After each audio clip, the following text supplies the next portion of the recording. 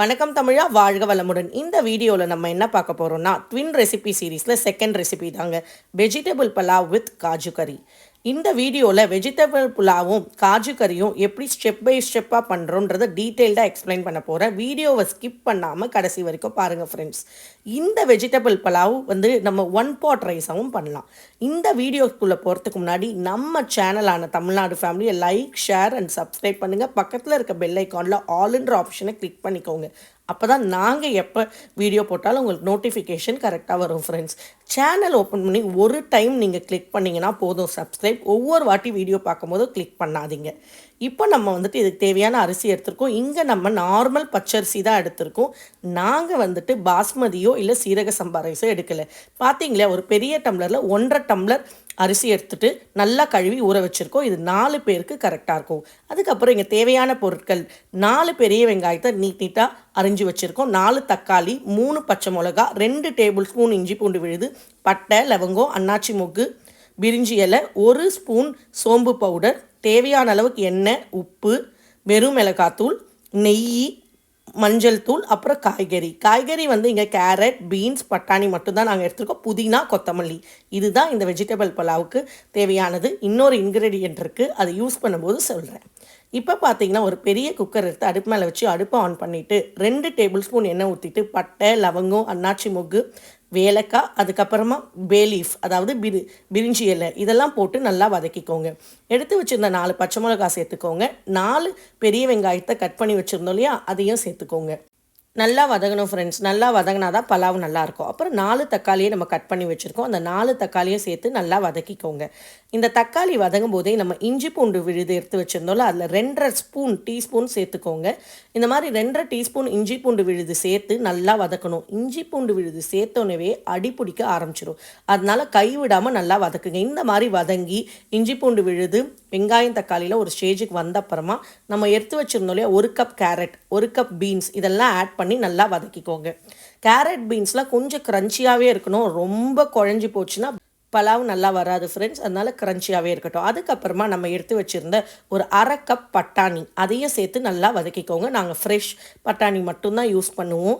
அப்படி பட்டாணி ஃப்ரெஷ் பட்டாணி கிடைக்காத சீசனில் ஸ்டோர் பண்ணி வச்சுப்போம். அதை எப்படி ஸ்டோரேஜ் பண்ணுறது வீடியோ நான் அப்லோட் பண்ணுறேன். அதுக்கப்புறம் ஒரு சின்ன கப்பில் 1 கப் புதினா ஆட் பண்ணிக்கோங்க. புதினா ஆட் பண்ணி நல்லா வதக்கிக்கோங்க. இதெல்லாம் போட்டு கைவிடாமல் வதக்கிட்டே இருக்கணும், இல்லை கண்டிப்பாக அடி பிடிக்கும். அதுக்கப்புறமா தேவையான அளவு மஞ்சள் தூள் எப்பயுமே இந்த நான்வெஜ்ஜுக்கும் மசாலா நிறைய சேர்க்குற ஐட்டம், பட்டை, லவங்கம், ஏலக்காய்லாம் சேர்க்குறோம் இல்லையா, அந்த ஐட்டத்துக்கு கூடுதலாக போட்டுக்கோங்க. தேவையான அளவு கல்லுப்பு. உங்களுக்கு சால்ட் வேணாலும் யூஸ் பண்ணிக்கலாம். நான் ஏற்கனவே சொன்ன மாதிரி எங்கள் வீட்டில் குழம்போ இல்லை தண்ணி ஊற்றி வேக வைக்க போகிற எல்லா ஐட்டத்துக்கும் கல்லுப்பு தான் ஆட் பண்ணுவோம். 3/4 ஸ்பூன் வெறும் மிளகாத்தூள் ஆட் பண்ணியிருக்கோம். இதெல்லாம் ஆட் பண்ணிவிட்டு நம்ம இன்னொரு இன்க்ரீடியன்ட் ஆட் பண்ண போகிறேன்னு சொன்னேன் இல்லையா, அது ஒன்றும் இல்லைங்க, சோயா சங்க்ஸ் தான். இந்த சோயா சங்க்ஸை கொதிக்கிற தண்ணியில் ஒரு 2 நிமிஷம் போட்டு தண்ணியை பிழிஞ்சு எடுத்து வச்சுக்கோங்க. அதுக்கப்புறம் இப்போ நம்ம பலாவுக்கு தேவையான தண்ணி எடுத்துக்கலாம். நம்ம 1.5 டம்ளர் வெறும் பச்சரிசி தான் ஆட் பண்ணியிருக்கோம். சீரக சம்பாவோ பாஸ்மதி ரைஸோ இல்லை.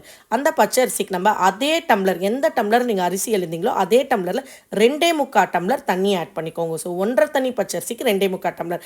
அந்த தண்ணியை இந்த மாதிரி அடுப்பு மேலே வச்சு நல்லா கொதிக்க வச்சுக்கோங்க. கொதிக்க வச்சோடனே ஏற்கனவே நம்ம காய் கலவை நல்லா கலந்து விட்டுருக்கோம் இல்லையா, அதில் ஆட் பண்ணிக்கோங்க. ஆட் பண்ண அப்புறம் இதுலேயே இந்த மாதிரி கொதி வரணும். கொதி வந்தோடனே நம்ம கழுவி வச்சுருக்கோம் இல்லையா பச்சரிசி, அந்த பச்சரிசியை இதில் ஆட் பண்ணிக்கோங்க. ஸ்டெப் பை ஸ்டெப்பாக ஆட் பண்ணுங்கள். மொத்தமாக அப்படியே கொட்டிடக்கூடாது. ஸ்டெப் பை ஸ்டெப்பாக ஆட் பண்ணிவிட்டு நம்ம என்ன பண்ண போகிறோம்னா, ஏற்கனவே நல்லா தண்ணியில் ஒரு 2 நிமிஷம் போட்டு பிழிஞ்சு வச்சுருக்க சோயா சங்க்ஸை ஆட் பண்ண போகிறோம். இங்கே நாங்கள் பெரிய சைஸ் சோயா சங்க்ஸ் தான் ஆட் பண்ணுறோம். உங்களுக்கு எந்த சைஸ் வேணுமோ அதை ஆட் பண்ணிக்கோங்க. பக்கத்துலேயே நம்ம தம்முக்கு ஒரு பெரிய தோசைக்கல்லை போட்டு ரெடியாக வச்சுருக்கோம். இப்போ விசில் போட்டுட்டு ஒரு விசில் ஹையில் வரணுங்க. இது 7லேருந்து 8 நிமிஷத்துக்குள்ளே வந்துடும். இந்த மாதிரி ஹையில் விசில் வந்தோடனே குக்கர் எடுத்து நம்ம ஏற்கனவே ரெடியாக வச்சுருந்தோம் இல்லையா தோசைக்கல், அது மேலே எடுத்து வச்சுருங்க. இதுவுமே ஹையில் தான் இருக்கணும். இப்போ ஹையில் ஒரு விசில் வந்தப்புறம் ஒரு 15 நிமிஷம் சிம்மில் வச்சுக்கோங்க. சிம்மில் வச்சுட்டு எடுத்திங்கன்னா சூப்பரான பலாவ் ரெடி. இப்போ ஓப்பன் பண்ணி பார்த்தா இந்த பலாவில் பாருங்கள், நம்ம என்ன ஆட் பண்ணுறோன்னா கொத்தமல்லி, பொடியாக கட் பண்ண கொத்தமல்லி, கூடவே 1 ஸ்பூன் நெய். இந்த 1 ஸ்பூன் நெய் ஆப்ஷனல் தான், எங்களுக்கு ரொம்ப பிடிக்குன்றதால ஆட் பண்ணியிருக்கோம். பாருங்கள், சாதா வீட்டில் இருக்க பச்சரிசியை வச்சு எவ்வளோ சூப்பரான ஒரு வெஜிடபிள் பலாவ் பண்ணிட்டாங்க. எவ்வளோ உதிரியாக வருதுன்னு காட்டுறாங்க பாருங்கள் ஃப்ரெண்ட்ஸ். இதுக்கு தண்ணி அளவு ரொம்ப முக்கியம். 1.5 டம்ளர் பச்சரிசிக்கு நம்ம 2.75 டம்ளர் தண்ணி தான் யூஸ் பண்ணியிருக்கோம். இந்த மாதிரி புலாவும் உங்கள் வீட்டில் கண்டிப்பாக ட்ரை பண்ணி பாருங்கள். இப்போ நமக்கு இதோட ட்வின் ரெசிபியான காஜு கறி எப்படி பண்ணுறதுன்னு வாங்க வீடியோக்குள்ளே போய் பார்க்கலாம். இந்த காஜு கறி பண்ணுறதுக்கு ஒரு கடாய் எடுத்து அடுப்பு மேலே வச்சுக்கோங்க. அடுப்பை ஆன் பண்ணிக்கோங்க. 4 டேபிள் ஸ்பூன் எண்ணெய் ஊற்றிக்கோங்க. தேவையான அளவு மசாலா பொருட்கள் பட்டை, லவங்கம், ஏலக்காய், பிரிஞ்சி இலை, அதுக்கப்புறமா அன்னாச்சி மொக்கு இதெல்லாம் போட்டுட்டு நல்லா அது பொரியணும். அது பொரிஞ்ச அப்புறமா நம்ம 4 பெரிய வெங்காயத்தை பொடியாக கட் பண்ணி வச்சுருக்கோம். இதுக்கு ரொம்ப முக்கியம், பொடியாக கட் பண்ணிக்கணும். பொடியாக கட் பண்ணி வச்ச வெங்காயத்தை நல்லா வதக்கிக்கோங்க. இந்த வெங்காயம் வந்துட்டு இந்த காஜு கறிக்கு நல்லா கோல்டன் ப்ரௌனாக வரணுங்க. காஜு கறிக்கு வெங்காயம் கோல்டன் ப்ரௌனாக வரலன்னா அது டேஸ்ட்டாகவே இருக்காது. இந்த டிஷ்ஷோட ஸ்பெஷாலிட்டியே இதுதான். பாருங்கள் எப்படி கோல்டன் ப்ரௌனாக வர வரைக்கும் அவங்க வதக்கியிருக்காங்க. கூடவே 1.5 டேபிள் ஸ்பூன் இஞ்சி பூண்டு விழுது ஆட் பண்ணிக்கோங்க. இஞ்சி பூண்டு விழுது ஆட் பண்ணோன்னே அடி பிடிக்கும். அதனால் கைவிடாமல் நல்லா கிளறிக்கோங்க. இந்த மாதிரி நல்லா கைவிடாமல் ஒரு 5 நிமிஷம் கிளறணும். இந்த கோல்டன் ப்ரௌன் வெங்காயம் வர்றதுக்கு 10லேருந்து 12 நிமிஷம் ஆகுங்க. நீங்கள் வெயிட் பண்ணி வதக்கிக்கணும். கொஞ்சம் மீடியம் ஃப்ளேமில் வச்சு வதக்கிக்கோங்க. ஹை ஃப்ளேமில் வச்சிங்கன்னா வெங்காயம் தீஞ்சிரும். அதுக்கப்புறமா நம்ம இங்கே 1 ஸ்பூன் வெறும் மிளகாத்தூள் ஆட் பண்ணியிருக்கோம். அதாவது குழம்பு மிளகாத்தூள் இல்லை, மல்லித்தூள் கலந்த மிளகாத்தூள் கிடையாது, வெறும் மிளகாத்தூள் ஆட் பண்ணியிருக்கோம். 1 கப் தக்காளி ஆட் பண்ணியிருக்கோம் ஃப்ரெண்ட்ஸ். இதை ஆட் பண்ணிவிட்டு நல்லா வதக்கிக்கோங்க. பாருங்கள் எவ்வளோ கலர்ஃபுல்லாக இருக்குல்ல. வெங்காயம் ப்ரௌனாக வதங்கினாலே அந்த கிரேவி செம்ம கலர்ஃபுல்லாக இருக்கும். கூடவே நாங்கள் இங்கே கல்லுப்பு ஆட் பண்ணியிருக்கோம். ஒரு சிட்டிகை அளவுக்கு மஞ்சள் தூள் இதெல்லாம் ஆட் பண்ணிவிட்டு நல்லா வதக்கிக்கோங்க. இந்த காஜு கறி வந்துட்டு நிறைய கல்யாண வீட்டில் போடுறது இப்போ ரொம்ப ட்ரெண்டிங்காக போயிட்டுருக்கு. எங்கே ஃபங்க்ஷனுக்கு போனாலும் காஜு கறி இருக்குது.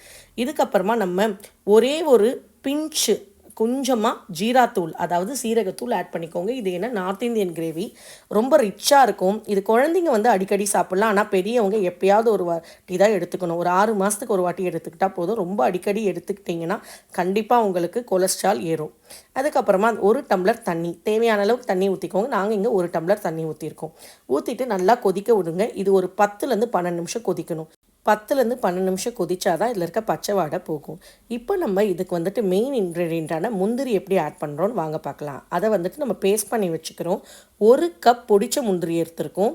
கூடவே 1 கப் முந்திரி எடுத்திங்கன்னா 2 டேபிள் ஸ்பூன் கசகசா எடுத்துக்கணும். இது ரெண்டுத்தையும் சேர்த்து ஒரு 2 மணி நேரம் நல்லா ஊறணுங்க. கசகசா இல்லைன்னா அரையாது. இதை தனியாக ஊற வச்சுக்கோங்க. அப்புறமா நம்ம கசூரி மேத்தியை தண்ணியில் போட்டு ஊற வச்சுக்கோங்க. இப்போ நம்ம 2 மணி நேரம் ஊற வச்சுருந்த பேஸ்ட்டை அரைச்சிட்டோம். அரைச்சி இந்த கிரேவி ஏற்கனவே கொதிச்சிட்டு இருந்தது இல்லையா, அந்த கிரேவியில் போட்டுட்டோம்.